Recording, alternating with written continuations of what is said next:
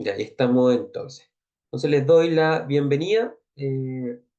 Hoy día nos encontramos para poder realizar la clase abierta de razonamiento lógico, ¿cierto? Relacionado con la unidad 4, que es azar y datos. ¿Ya? Así que vamos a ver los conceptos más importantes para efectos de poder contestar de buena manera en la evaluación final número 4. ¿Ya? Ahí deberían estar viendo mi pantalla, ¿o no? ¿Me confirman, por favor? Sí, profe, sí se ve. Muchas gracias. Bien. Ya, muchas gracias, se lo agradezco. Entonces, vamos viendo. Empecemos. ¿Qué es lo que vamos a ver hoy día? Déjenme ver esto. Ahí sí. ¿Qué es lo que vamos a revisar hoy día? Son cinco contenidos, ¿cierto? Donde primero vamos a ver la representación gráfica de datos, luego vamos a ver algunos gráficos estadísticos, luego vamos a ver lo que son y cómo se calculan las medidas de tendencia central, vamos a ver los conceptos relacionados con correlación, y vamos a ver un poquitito también qué significan y qué son las distribuciones de probabilidad. ¿Ya? Así que harto lo que tenemos que ver hoy día, así que comencemos de inmediato. Ahí les pido que cualquier duda que vayan teniendo, me interrumpan nomás ya, porque como estoy compartiendo pantalla, no veo si me escriben ya, así que les pediría por favor, si tienen alguna duda, habilitan el micrófono y me escriben ya. Porque insisto, perdón, habilitan el micrófono y me hablan. Habilitan el micrófono y me escriben, nada que ver. Y me hablan porque, insisto, como estoy compartiendo pantalla, no puedo ver quién está conectado ni tampoco tengo acceso al chat. Ya, así que les pediría eso, por favor. Vamos a comenzar entonces con la representación gráfica de datos, que en especial tiene que ver con las tablas de frecuencia. ¿Ya? Eh, Vamos a empezar de inmediato. Insisto, como les digo, me gusta concentrarme en lo que se les pregunta en la evaluación para que sea más concreta la clase. Y lo primero que vamos a ver, como les decía, es cómo construir tablas de frecuencia.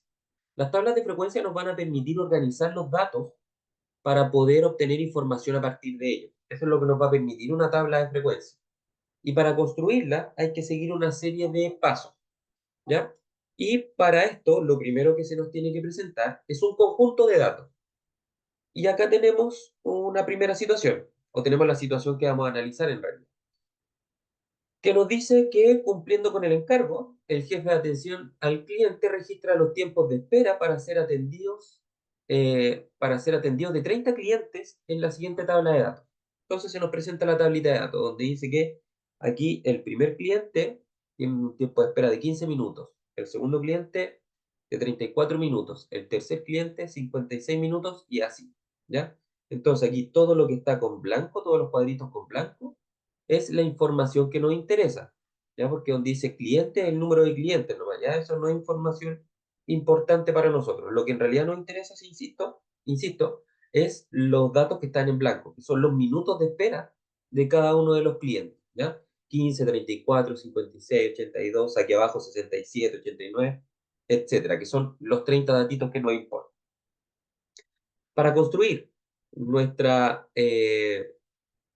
nuestra tabla de frecuencias, tenemos que hacer varios pasos, ¿ya? Son sencillos, pero tenemos que irlos haciendo para poder hacerlo de buena manera.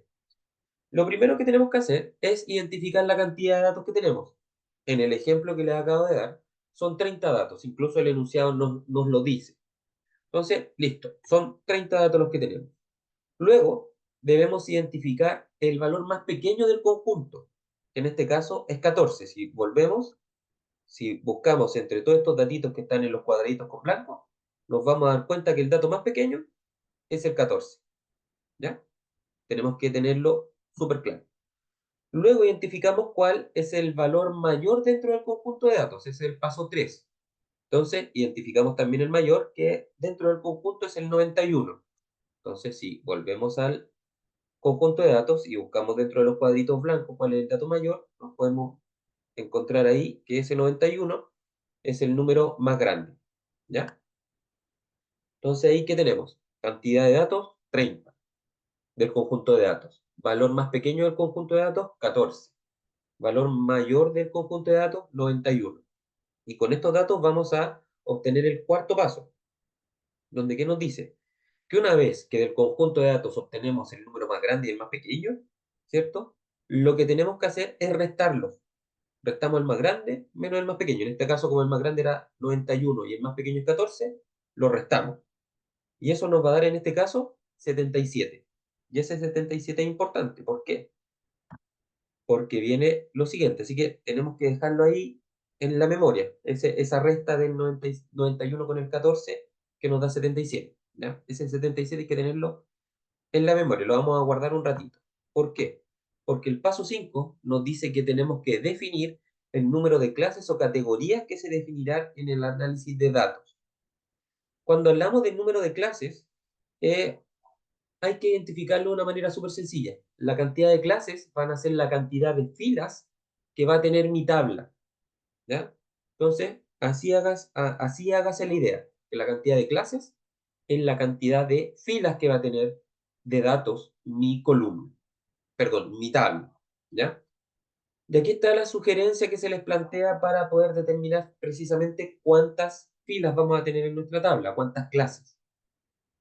Entonces, ¿qué nos propone? Que si los datos son menor que 50, que es lo que se ajusta a nuestro ejemplo, ¿cierto? Que son 30 datos, dice que vamos a formar 4 clases, o sea, vamos a formar 4 filas. Si los datos son menos de 100, ¿cierto? Hasta 100, dice que vamos a formar 7 clases o 7 filas. Si son menos de 150, 10 filas. Si están alrededor de 200 datos, 12 filas o clases. Y si son mayor a eso, significa que vamos a formar 14 clases. ¿Ya? En este caso, ¿qué se nos ajusta? Que como el conjunto de datos son 30, como lo dice ahí abajo, nosotros nos quedamos con 4 clases, que es lo que se propone acá. Dice, ¿cierto? Porque son menos de 50, entonces vamos a hacer 4 clases. O sea que nuestra tabla va a tener 4 filas. Listo, definiendo eso, según esta recomendación, recuerden, siempre miren esta recomendación para la cantidad de filas que tienen que tener. Teniendo claro eso, vamos al paso 6, que nos dice que tenemos que definir la amplitud o el ancho de cada intervalo o clase. Ya cuando hablamos de intervalos, por ejemplo, decir que en la primera fila van a ir los datos entre el 1 y el 5, ¿cierto? Entonces, el decir entre va a ir entre el 1 y el 5, va a ser es lo que llamamos amplitud, ¿ya? De cada intervalo o de cada fila. En la segunda fila, no sé, van a ir desde el 6 al 10, ¿ya? Eso habla de la amplitud. ¿Cómo vamos a calcular esta amplitud o ancho? Vamos a decir que, como dice acá la descripción, dice que vamos a considerar el rango y lo vamos a dividir por el total de clases, ¿ya? De acuerdo a la formulita que tenemos acá. Entonces, la amplitud va a ser el rango dividido en el número total de clases. En donde el rango, ¿qué va a ser? Esta resta que nosotros hicimos entre el número más grande y el más pequeño. ¿Se acuerdan que el número más grande era 91 y el más pequeño era 14 dentro del conjunto de datos? Entonces, cuando hicimos esa resta nos daba 77. Ese es el rango. Y ese numerito lo vamos a dividir por el total de clases que nosotros vamos a utilizar en nuestra tabla. Donde dijimos que las clases era la cantidad de filas, ¿cierto? Entonces dijimos que la resta del más grande menos el más pequeño, que es 91 y 14, nos daba 77, y ese 77 lo vamos a dividir por la cantidad de filas, que como vimos anteriormente dijimos que eran 4 filas para nuestro caso. Entonces, si hacemos la división entre 77 entre 4, nos va a dar 19,25. ¿Ya? Por lo tanto, esa va a ser la amplitud de nuestro intervalo, o sea, de cuánto a cuánto va a ir cada fila. Ahora bien, ¿qué nos dice el paso 7? Que luego se definen los límites de los intervalos de cada una de las clases. Entonces, como dice ahí, para definir la clase 1, o sea, el dato de la primera fila, como se ve acá, se tomará el valor más pequeño del conjunto, donde dijimos que el valor más pequeño del conjunto era 14, ¿cierto? Entonces ese va a ser el primer valor. Y luego, a ese valor más pequeño del conjunto, que es 14, en nuestro caso, le vamos a sumar la amplitud calculada, que nos había dado 19,25, ¿cierto? Pero siempre, como vamos a construir las clases, si nos da con decimal, tenemos que aproximar. ¿Ya? En este caso, como es 19,25, lo dejamos en 19. Por lo tanto, a ese 14, que es el número más pequeño del conjunto de datos que vimos, le sumamos 19, ¿cierto? Que ahí está la suma que nos da 33, que va a corresponder al mayor valor de la clase 1. Entonces, ¿cómo va a quedar conformada la primera clase o la primera fila de nuestra tabla? Va a ser desde 14 a 33. ¿Sí? Que ahí ya lo vamos a ver cómo se ha expresado en la tabla final. Entonces, para la primera clase, para la primera fila, el valor pequeño más va a ser 14, y esa 14 le sumamos 19, que nos dio 33. La segunda clase, ¿cierto? Partimos de 33, le sumamos 19, 52. Y así sucesivamente hasta completar nuestras cuatro clases, perdón, o filas. Veamos el paso 8. Aquí ya todo empieza a cobrar sentido. Entonces, ¿qué nos dice? Que ahora que ya tenemos todos esos datos, construimos nuestra tabla de frecuencia, que va a ser la que ustedes están viendo acá en la pantalla. En donde vamos a empezar siempre por el número más pequeño. ¿Se acuerdan que el número más pequeño del conjunto de datos que vimos era 14? Entonces, por eso empezamos en 14. Y le sumamos los 19 que obtuvimos al dividir los 77 dividido en 4, ¿cierto? Entonces, que es 33. Entonces, esa es mi primer clase. ¿Qué significa aquí los paréntesis? El paréntesis de corchete significa que el 14 se incluye en el conteo. Porque ahora, ¿qué tenemos que hacer? Tenemos que contar dentro del conjunto de datos, ¿cierto? Que lo tenemos aquí. Recuerden que este es nuestro conjunto de datos. Tenemos que ver cuáles números o datos del conjunto van a estar entre 14 y 33. ¿Ya? Entonces tenemos que contar todos los datos de nuestro conjunto que están dentro de ese rango, dentro de ese intervalo, entre 14 y 33. ¿Ya? Pero ¿qué significan los paréntesis? El primer paréntesis, que es de corchete, significa que el 14 se incluye en el conteo. O sea, yo cuento el 14 como 1, 2, 3, ¿cierto? Lo cuento dentro del conteo. Y el 33 significa que está con, si ven que está con paréntesis circular, ¿cierto? Eso significa que el 33 no se incluye hasta un número menos, o sea, se incluye hasta el 32.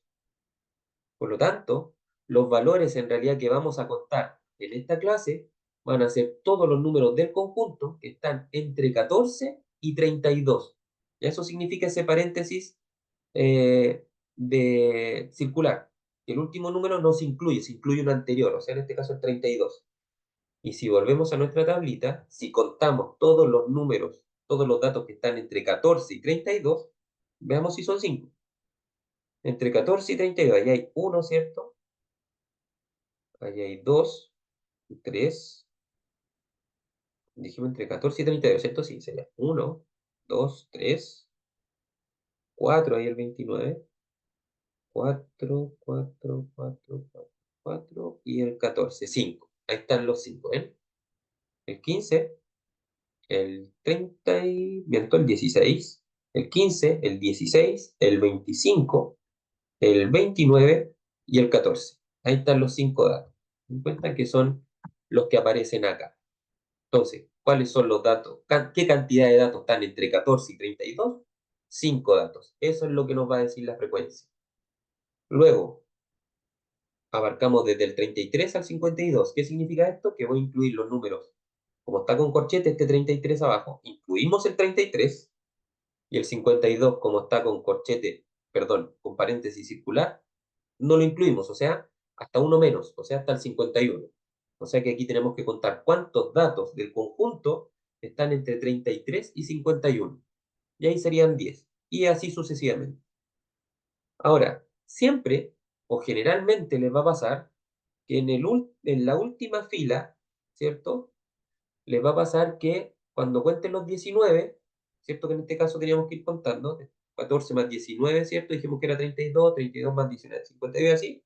Van a tener que agregarle uno más, porque si se fijan acá, si hacemos la resta, 91 menos 71 son 20 y no 19 con lo que construimos el resto. Eso es para incluir todos los datos, porque como sabemos que el dato más grande es 91, el último, el último valor del intervalo de la última fila, de la última clase, tiene que ser precisamente el valor más grande del conjunto de datos, porque si no estaríamos dejando datos afuera de la tabla, y eso no lo podemos hacer. Por eso ahí se hace la excepción, que el último dato, ¿cierto? Lo hacemos coincidir con el valor más grande del conjunto de datos, que generalmente es sumarle 1 a lo que nos dio de amplitud. ¿Se acuerdan que aquí nos dio 19? Y eso fue lo que sumamos. Aquí de 71 para llegar a 91, sumamos 20, uno más. Y de esa manera incluimos todos los datos, donde empezamos el primer intervalo de clase con el valor más pequeño de la tabla, que era 14, y terminamos con el valor más grande del conjunto de datos, que es 91. Y con eso construimos nuestra tablita de frecuencia, ya que se les va a pedir en la evaluación final. Ahora bien, sé que quizás es un poco complejo, son hartos pasos los que hay que hacer, pero todos estos pasos que les acabo de describir acá en la presentación están todos en el contenido. Entonces, ¿qué les recomiendo? Para cuando vayan a hacer la evaluación, vayan a la parte donde está esta, esta como receta de cocina, por decirlo de alguna manera, y vayan siguiendo el ejemplo y realizando paso por paso. Y con eso van a poder formar bien su tabla de distribución de frecuencia, su tablita de frecuencia, ¿ya? Así que esa es la mejor manera, ese es el mejor consejo que les puedo dar. En vez de aprendérselo de memoria, vayan al contenido, en la evaluación vean el conjunto de datos que se les presenta y van siguiendo esta receta de cocina, que fue con la que empezamos hoy día. Paso 1, paso 2, paso 3, vaya haciendo paso por paso y no, créanme que no va a tener problema porque los pasos son súper sencillos, ¿ya? Ahora bien, una vez que uno tiene la tabla de frecuencia, uno la puede graficar. Y típico, ¿con qué la grafica? Con un histograma que se llama. Un histograma es casi igual que un gráfico de barras, porque también se construye en barras. La diferencia entre el gráfico de barras y el histograma es que, primero, visualmente, en un histograma, las barritas siempre van pegadas. Si se fijan, no es como un gráfico de barras normal que una barra está separada de la otra. Acá no. Un histograma siempre están con las barritas pegadas. ¿Por qué? Porque cada barrita representa un rango. Si se fijan, esta barrita representa los valores entre 0 y 9. Después entre 10 y 19. ¿Ya? Entonces, esa es la diferencia. Y vamos a ver algunos otros gráficos, ya que esto no se pregunta en la evaluación, por eso me interesa pasarlo un poco más rápido para ir a lo que precisamente está en la evaluación. Así que esta es la manera en que podemos graficar una tablita de este tipo, con un histograma. También existe el gráfico poligonal o lineal, que se llama. También se puede mencionar así, que también nos va a servir para presentar desde otro punto de vista los datos que están en la tabla. ¿Qué otro tipo de gráficos tenemos en general? Ya aquí saliendo de la tablita que acabamos de hacer. Hay pictogramas. Los pictogramas están relacionados con representar los datos con algún dibujito, en este caso con personas. Y aquí, por ejemplo, estos son los alumnos suspendidos en matemáticas. Y en vez de representarlo con barra, con punto, con alguna cosa, se representa en este caso con figuritas de personas. Acá tenemos otro ejemplo donde los datos se representan con árboles en vez de con barras para hacerlo más amable a la vista. Y tenemos los típicos que ya conocemos, que aquí tenemos un gráfico de barras. Aquí se ve la diferencia con el histograma que les mostré. Recuérdense, un histograma no es un gráfico de barras. Se hace con barras, pero no es un gráfico de barras, ¿ya? Aquí las barritas están separadas, porque cada barra representa un dato diferente. En cambio, en el histograma estaban todas las barras pegadas porque representan un mismo dato, ¿cierto? Con rangos, con intervalos. Aquí tenemos un gráfico de barras, pero horizontal, no vertical, que también se pueden presentar de esa manera los datos. Y también algo muy conocido que es el gráfico circular, que se llama o de torta o de pizza, sale en algunos lados, que es el gráfico de los más comunes que representan datos simples, en este caso porcentajes, ¿ya? ¿Porcentaje de qué? Porcentaje de problemas percibidos por el uso de redes sociales en los alumnos de un curso, ¿ya? Esos son algunos de los gráficos que nosotros podemos encontrar. Acá viene una tercera lección también importante y que sí se les va a preguntar en la evaluación final, que son las medidas de tendencia central. ¿Qué son las medidas de tendencia central? Son valores con los cuales nosotros vamos a tratar de representar un conjunto de datos. Y el más básico, para que se entienda este tema de las medidas de tendencia central, es la media aritmética. Cuando hablamos de la media aritmética, es un promedio, ¿ya? Decir media aritmética o promedio son sinónimos. Entonces, ahí tenemos el mejor ejemplo de lo que son las medidas de tendencia central. Porque, por ejemplo, usted cuando estaba en el colegio tenía varias notas durante el semestre, ¿cierto?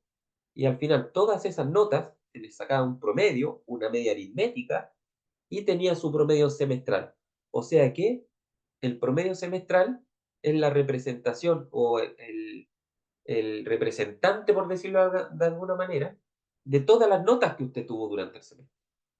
Entonces, eso es lo que busca precisamente una media de tendencia central, representar en un solo valor un conjunto de datos, ¿ya? Y como les decía, la media aritmética, ¿cómo se va a calcular? Como usted ha calculado siempre su promedio de notas, que es sumar todos los valores del conjunto de datos y el resultado dividirlo por la cantidad de datos que son, ¿ya? Aquí, por ejemplo, son tres datos, el 15, el 33 y el 28. Entonces, se suman esos tres datos y se divide por la cantidad, que obviamente es 3. Y de esa manera nosotros calculamos una media aritmética. Insisto, la media aritmética es el cálculo que usted siempre ha hecho de su promedio de notas, ¿ya? Eso es la media aritmética, que es la primera medida de tendencia central, pero no es la única, existen dos más. La segunda es la moda. Cuando hablamos de la moda, vamos a decir que es el dato que más veces se repite dentro de un conjunto de datos, ¿ya? Es el dato que más veces se repite. Entonces, eh, ¿puede haber más de una moda en un conjunto de datos? Sí, puede haber más de una moda. Porque, por ejemplo, si hablamos de las notas, si usted dentro del semestre tuvo dos 7, y ese 7 fue la nota que más se repitió, porque las otras fueron 5, 8, 6, 1, un 4, qué sé yo. El 7, en este caso, como se repite dos veces, y en la mayoría es el valor que más veces se repite, sería la moda, ¿ya? Entonces, tan simple como eso, aquí no hay que hacer ningún dato, perdón, ningún cálculo. Usted simplemente toma los datos, los compara, y el dato que más veces se repite es la moda. Y que si se fijan acá, en el cuadrito está representado de manera visual el dato que más veces se repite. Si se fijan, esas dos personas son idénticas. Aquí hay unas personas más altas, más bajitas, pero las que más se repiten son las que tienen esa altura. Por lo tanto, en este caso, la moda sería esas tres personas que tienen la misma altura. Están en diferente posición, pero tienen la misma altura. ¿Ya? Como es la altura que más veces se repite, es la moda. ¿Ya? Ahora, ¿puede haber más de una moda en un conjunto de datos? Sí, porque por ejemplo, si hablamos de las notas, si usted tiene 3 7 y 3 6 5 en sus notas y el resto, no sé, tiene 3 7, 3 6 5, después tiene 2 4, un 3 8, un 3 9, las dos notas que más se repiten es el 7 y el 6 5. Por lo tanto, como las dos tienen mayoría, las dos serían modas. Y uno coloca que la moda es el 7 y el 6 5. ¿Ya? Y así pueden haber 3 modas, 4 modas, etcétera. Y también puede darse la situación de que no haya ni una moda, todos los datos estén una sola vez, que también puede pasar, insisto, con las notas de un curso, con sus notas en alguna asignatura, que por ejemplo tenga un 3.8, un 6.5, un 6.9, un 7, un 4, todas las notas sean diferentes. Entonces ahí, obviamente, no va a haber ningún número o ninguna nota que tenga mayoría por sobre el resto. Entonces ahí se dice que ese conjunto es amodal, o sea que no hay moda. Todos los números o todos los datos se repiten, no se repiten ni una vez, todos los datos se encuentran una sola vez. Puede ver que hay una moda simple, ¿cierto? Que hay un número que es el que más veces se repite.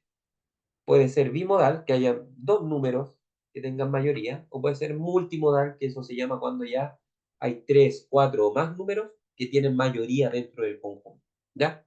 Pero insisto, de manera sencilla, en la moda no hay ningún cálculo. La moda es identificar cuál es el valor que más veces se repite dentro de un conjunto de datos. Y la tercera medida de tendencia central es la mediana, donde la mediana va a ser el valor central de los datos que uno ordena de menor a mayor o de mayor a menor. Entonces, de manera más concreta, ¿qué es lo primero que tengo que hacer para calcular o determinar la mediana? Tengo que tomar el conjunto de datos y ordenarlos de menor a mayor o de mayor a menor, da lo mismo. Lo importante es ordenarlo, ¿ya? Yo para efectos del ejemplo siempre voy a hablar de menor a mayor, pero también puede ser de mayor a menor, da lo mismo. Entonces, lo primero que hago es ordenar los datos de menor a mayor. Si se repiten, da lo mismo. Coloco todas las veces que se repitan. Si un número se repite tres veces coloco el dato, ¿ya?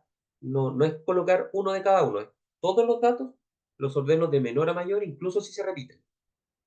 Una vez que los ordeno de menor a mayor, lo que yo hago es tomar el que se encuentra justo en el centro. Listo. ¿A qué me refiero?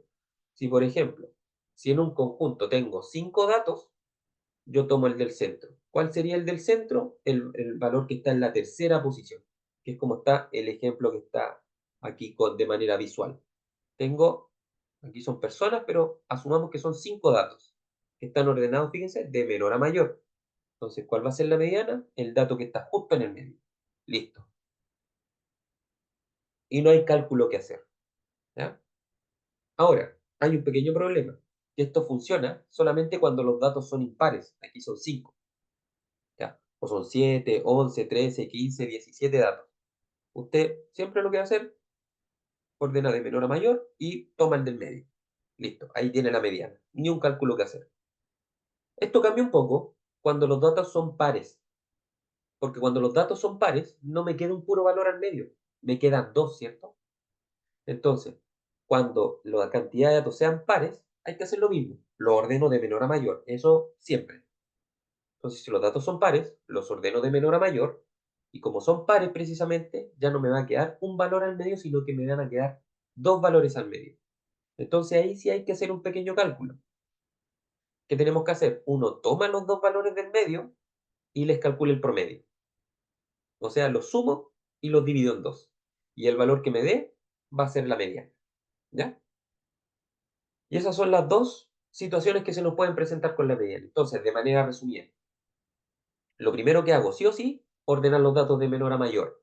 Si la cantidad de datos son impares, tomo el que está justo al medio. Listo. Ahí tengo la mediana. Si la cantidad de datos son pares, tomo los dos del medio y le calculo el promedio. Y ahí voy a tener la mediana. ¿Ya? Sigamos.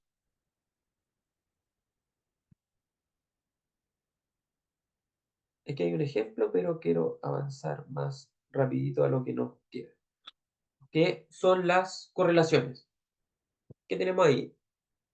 Nos dice que la correlación estadística constituye una técnica que nos indica si dos valores están relacionados o no. ¿Ya? Está relacionado un poco con la proporcionalidad. Y veamos los tipos de correlación, que esto también se les va a preguntar. Vamos a tener una correlación positiva, según lo que muestra ahí el gráfico. Siempre los gráficos van a ser similares, así con esa distribución de puntitos. Cuando dos variables,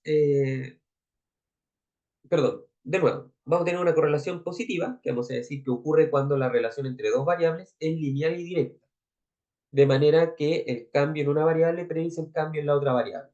O sea que, de manera concreta, cuando se va formando una correlación positiva, vamos a decir que los puntitos, fíjense, si yo los trato de unir, como que van formando una línea recta hacia arriba. Eso significa que los datos están muy relacionados, ¿ya? Y eso es una correlación positiva. La correlación negativa es lo contrario, fíjense, también los datos tienden a formar una línea recta, pero hacia abajo, ¿ya? Ahí vamos a tener una correlación negativa. Y tenemos algunos valores que se llaman R para poder determinar qué tipo de correlación hay, que pueden presentarse varias situaciones. Veamos primero, dice, el valor del índice de correlación varía en el intervalo -1 y 1, ahí nos vamos a mover siempre, y su valor permite determinar la existencia o no de correlación y su sentido, si es que es positiva o negativa, según lo que acabamos de ver. ¿Qué vamos a decir? Cuando ojo, y este R siempre se les va a entregar, no lo tienen que calcular, así que ojo, no empiecen a intentar, ¿de dónde sale ese R? No, ese R es un dato que a ustedes se les da, ¿ya? Entonces, de acuerdo a ese dato R que se les da, si el valor es 1, vamos a decir que la correlación es positiva y perfecta, o sea que esa recta que se intenta formar va hacia arriba con pendiente positiva. Donde dice que el índice refleja la dependencia total entre ambas dos variables, la que se denomina por relación directa, que cuando una variable aumenta, la otra aumenta en la misma proporción constante. Y también se puede interpretar como cuando una de las variables disminuye, la otra también disminuye, ¿ya? Una proporción directa, en pocas palabras. Cuando nos dicen que el R está entre 0 y 1, ¿cierto? 0, y algo, 0,5, 0,3, 0,9, etc. Eso quiere decir ahí que R es mayor a 0 y menor que 1, está entre esos rangos. Dice que refleja que sea una correlación también positiva, igual que la anterior, pero en este caso cuando una variable aumenta, la otra también aumenta, pero no en proporción constante. O sea que estos puntitos que vimos que estaban hacia arriba están más dispersos. Y viceversa. Cuando una variable disminuye, la otra también.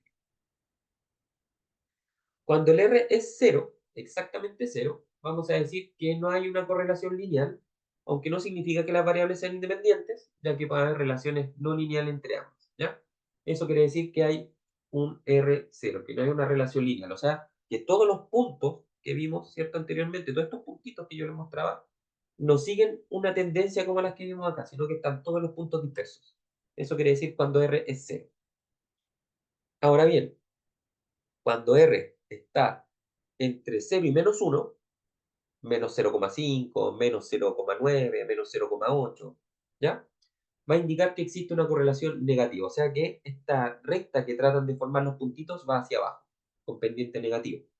Vamos a decir que en este caso se interpreta que cuando las variables, una aumenta, la otra disminuye en proporción constante. O sea, aquí es cuando la proporción es inversa, relacionándolo con la unidad anterior, ¿ya? O la otra disminuye, la otra sube, perdón, y viceversa, ¿ya? Eso pasa cuando el R es un número negativo que está entre menos uno y cero. Y cuando R es exactamente menos uno, vamos a decir que hay una correlación negativa perfecta y una dependencia total entre ambas variables, lo que se conoce como relación inversa, ¿cierto? Que es cuando una de las variables aumenta, la otra variable disminuye en la misma proporción constante. ¿Se dan cuenta? Relacionado con la unidad anterior. Esto perfectamente representa una proporción inversa, ¿ya? Por eso ahí también habla de relación inversa, ¿ya? Entonces, y eso quiere decir que estos puntitos, cuando es menos uno, van con pendiente negativa, como acá, pero que los puntitos también cerquita uno de otro, como que se distingue súper bien esta correlación o esta recta que tratan de formar los puntitos, ¿ya? Así que eso es cuando R es menos uno, ¿ya? Estos son más conceptual que cálculo, así que tienen que quedarse con esto. Y lo último que nos queda son las distribuciones de probabilidad, que esta también se les va a preguntar, se les pregunta en la evaluación, ¿ya? Que es la famosa regla de distribución del 68, 95 y 99,7. Donde, ¿qué nos quiere decir? Que en un conjunto de datos cualquiera, ¿cierto? Como dice aquí el número uno, aproximadamente el 68% de todos los datos de un conjunto se encuentran dentro de una desviación estándar de la media o promedio. ¿Ya? Ahí habla de media, pero habla de la media aritmética o promedio, si quieren tenerlo con algo, con un vocabulario que conocemos más a menudo. Así que toda vez que diga media, se refiere al promedio, ¿ya?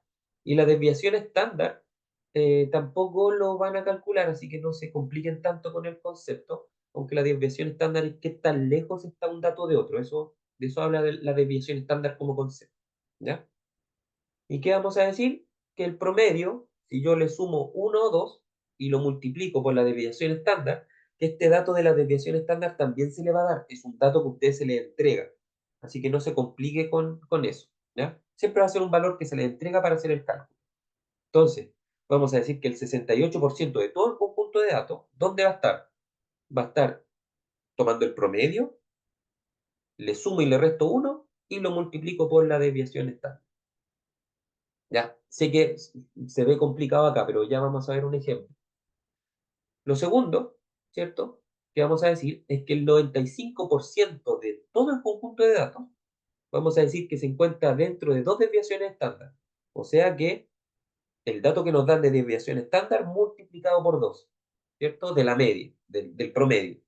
O sea que vamos a decir que el promedio le sumo y le resto 2 y lo multiplico por la desviación estándar, ¿ya? A eso se refiere que son dos desviaciones estándar.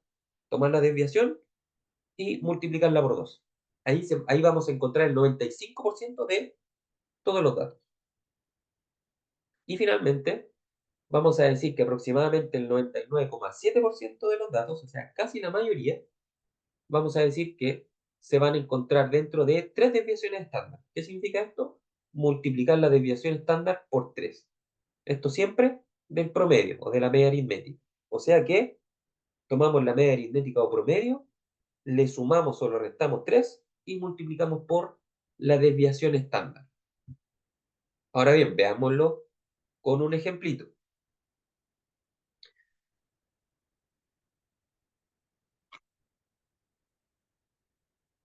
Aquí, ¿qué nos plantea? Chuta, aquí me faltó una parte. No sé por qué no salió. ¿Ya? Pero esto habla de 2.000 personas. Eh, Estas son las personas que pagaron. eh, Perdón, a ver, es que no tengo, no sé por qué se está saltando el enunciado. Un segundo.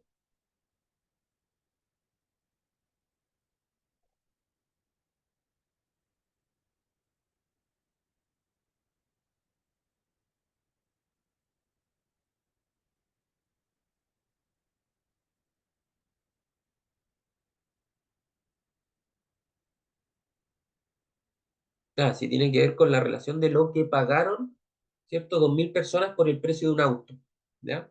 De eso estamos hablando. Entonces habla de 2.000 personas, ese es el total de personas, y nosotros queremos calcular, perdón, y nosotros queremos calcular precisamente esta reglita para saber cuál es el conjunto de personas que pagaron cierta cantidad de precio por un auto, ¿ya?